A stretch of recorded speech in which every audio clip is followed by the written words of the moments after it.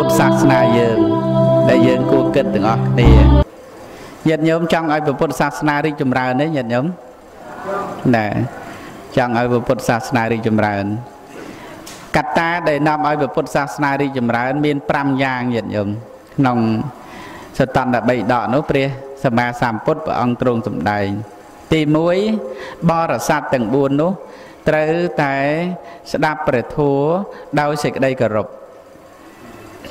ហ្នឹងហើយទី1ញាតិញោមទី2បរិស័ទទាំង4ភិក្ខុនៃឥឡូវអស់ហើយនៅតែសាមណេរបាសកបាសិកានឹងឯងត្រូវតែរៀនព្រះធម៌នឹងដោយសេចក្តីគោរពទី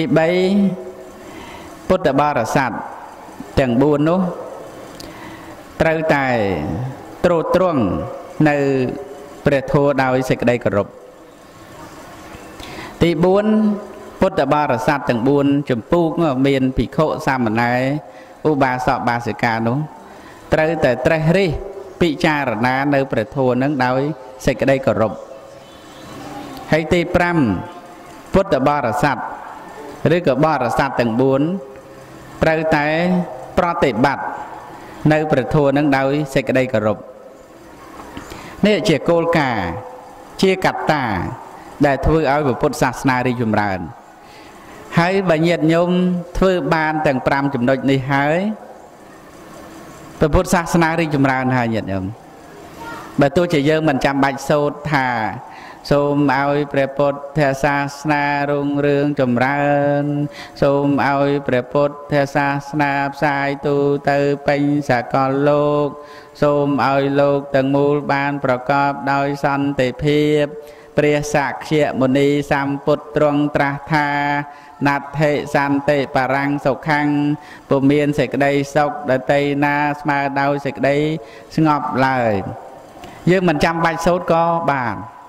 ឲ្យតែយើងធ្វើតាមដូចអាត្មាលើកឡើង5ចំណុចខាងលើហ្នឹងគឺព្រះពុទ្ធសាសនារីកចម្រើនហើយផ្ទុយទៅវិញប្រសិនបើពុទ្ធបរិស័ទធ្វើបញ្ច្រាស់នៅកត្តាទាំង5យ៉ាងដូចបានលើកខាងដើមហ្នឹង